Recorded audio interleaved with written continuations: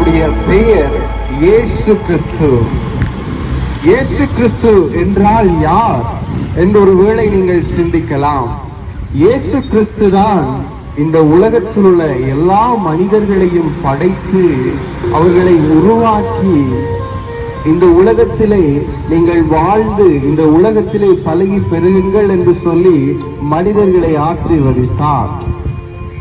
ஆனாலும் மனிதன் செய்த ஒரு தவறினாலே மனிதன் அந்த மேன்மையை இழந்து போனான். மனிதன் ஒரு பாவம் செய்ததன் நிமித்தமாய் அவனுடைய வாழ்க்கை சபிக்கப்பட்டது.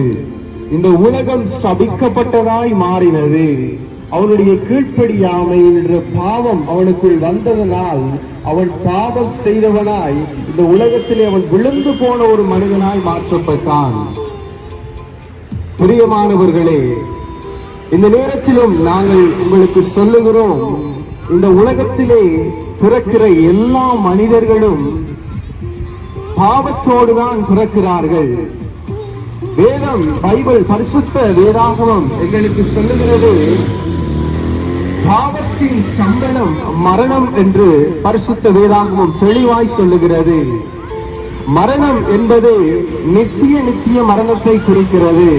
நாங்கள் பாவம் செய்ததன் விளைவாக நித்திய மரணத்தை நாங்கள் அடைய போகிறோம். அப்படி என்றால் எங்களுக்கு மீட்பு இல்லையா? மனித குலத்திற்கு ஒரு மீட்பு வராதா என்று ஒருவேளை நாங்கள் ஏங்கிக் கொண்டிருக்கலாம்.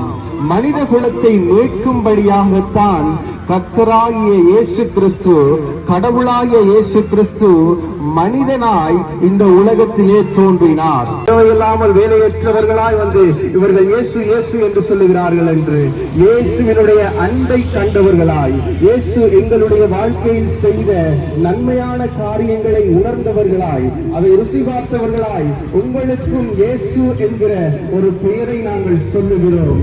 இயேசு கிறிஸ்துவை உங்களுடைய வாழ்க்கையிலே நீங்கள் சொந்த இரட்சகராய் ஏற்றுக்கொண்டால் அவர் உங்களை விடுதலையாக்கி நித்திய ஜீவனை, உங்களுடைய ஆத்மாவை நித்தியத்துக்கு கொண்டு சேர்க்கிற உண்மையுள்ள தெய்வமாய் இருக்கிறார். இந்த நேரத்திலே நீங்கள் ஒரு விசை நீங்கள் உங்களுடைய இருதயத்தை இயேசுவுக்கு நேராய் திருப்பினால் இயேசு உங்களுக்கு உங்களுடைய வாழ்க்கையிலே ஒரு விடுதலையையும் நிம்மதியையும் சமாதானத்தையும் தருவார்.